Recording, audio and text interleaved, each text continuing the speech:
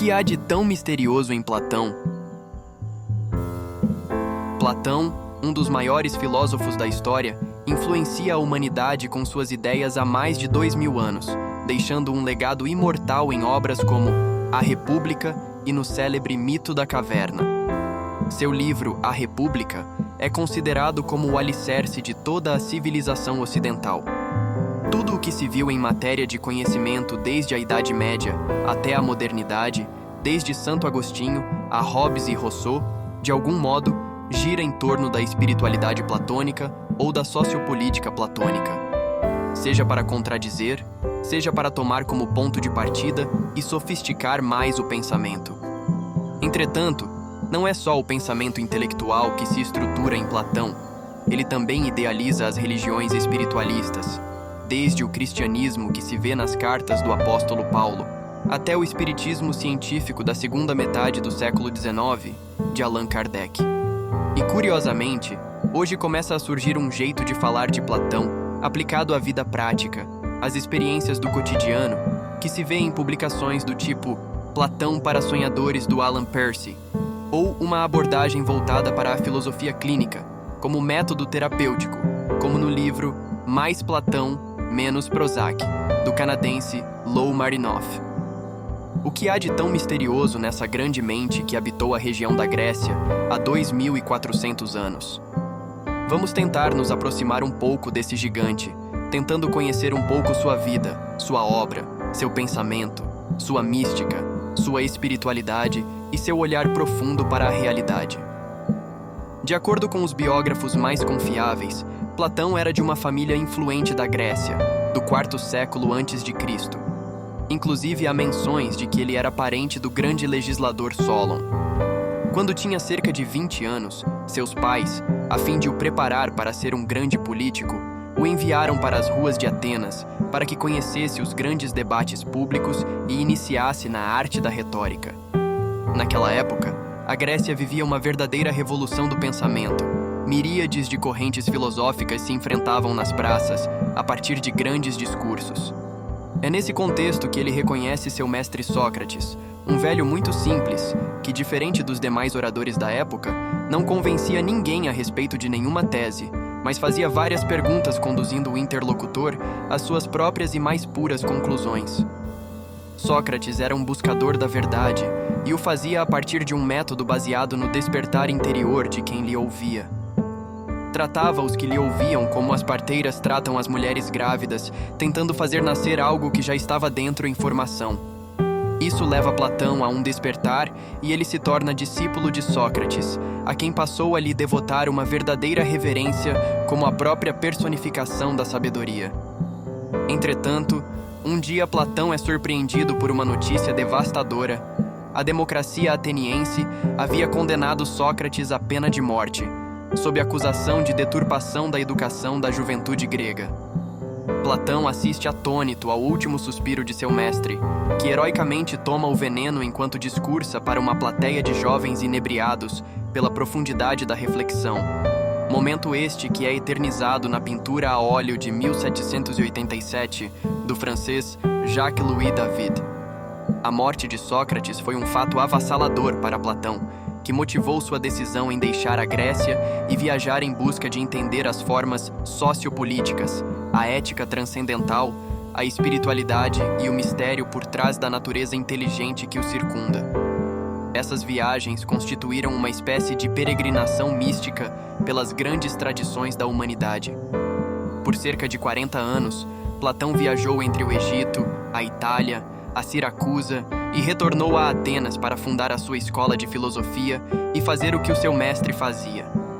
O Egito era uma região misteriosa, tanto é que o nome Egito não é egípcio, é grego, pois os gregos olhavam para aquela terra e diziam: "Eis ali o oculto". O nome Egito, em grego, quer dizer o oculto, o desconhecido, o misterioso. Naquela região das pirâmides havia ainda, na época em que Platão chegou lá, muitas escolas de mistérios, muitas ideias profundas sobre a realidade.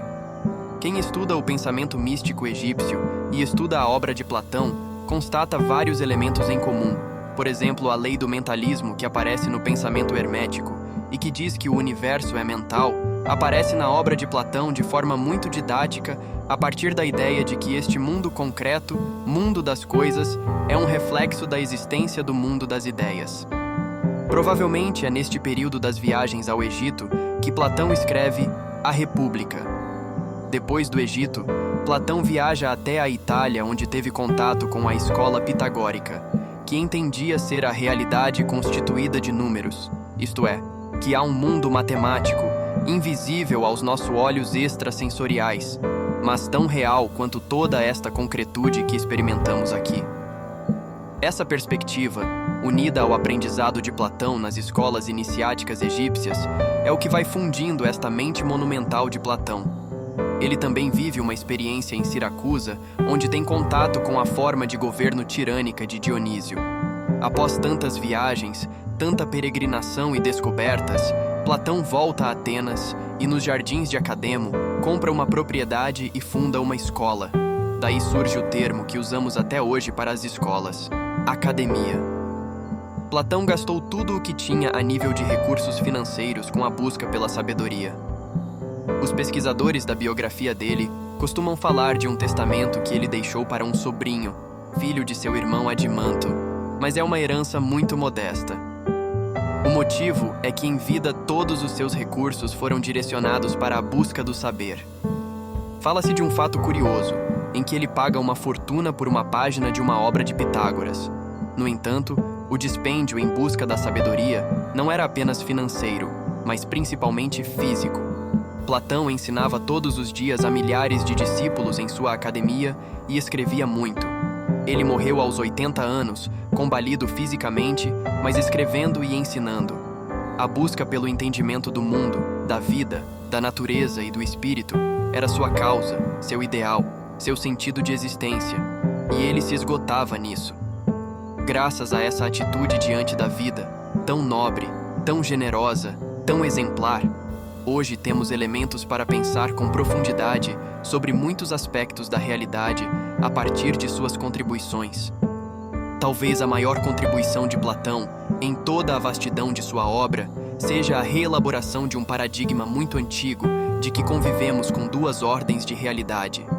Se por um lado a existência apresenta-se para nós a partir de cores, sons, cheiros e superfícies, por outro, ela se mostra a partir de ideias, que são esses seres eternos que atravessam os séculos e que são a causa por trás de todos os seres existentes. Platão sofistica essa conjectura, a reelabora em suas obras e hoje, mesmo com mais de 2000 anos de distância, ainda não conseguimos traduzir com muita clareza, mas o pouco que conseguimos roçar já nos enche a vida de esperança. No livro 7 da sua obra A República, ele nos conta uma historinha de uma sociedade que vivia dentro de uma caverna, assimilando o mundo a partir das sombras projetadas na parede, de tal modo que para esta sociedade a realidade se esgotava nas sombras, até que um dos escravos do subterrâneo consegue se livrar das correntes, sair da caverna e se deparar com uma dimensão da realidade totalmente desconhecida e infinitamente mais vívida e maior. Esses moradores do subterrâneo somos todos nós. As sombras são as coisas que assimilamos com os sentidos. Esse escravo que se liberta é o filósofo bem-sucedido em sua jornada, e o sair da caverna é a descoberta do mundo invisível, simploriamente chamado de mundo das ideias, mas que é muito maior que essa designação. Essa forma de olhar a espiritualidade e a eternidade nos convida a ver a transitoriedade como um meio e não como um fim em si. Isso nos diz que há muito mais para além da morte, que há mais coisas além dos limites do observável. Isso descortina uma parte do mistério e nos convida a uma dimensão oceânica, da qual somos em nossa reduzida encarnação apenas gota, mas temos nas entranhas de nossa natureza a essência do todo, do uno, do divino. Diante de uma existência como esta de Platão, só temos que silenciar, agradecer ao universo e nos inspirar para, como ele, nos doarmos à busca do entendimento deste grande mistério que nos cerca, fazendo-o em função da evolução de toda a humanidade. Nunca precisamos tanto, em toda a história, de pessoas que se entreguem à busca do conhecimento genuíno da realidade, com esse nível de Platão. Precisamos encontrar um olhar profundo para a realidade que nos cerca, e esse filósofo misterioso chamado Platão nos dá uma pista para chegar nesse lugar. Sigamo-lo.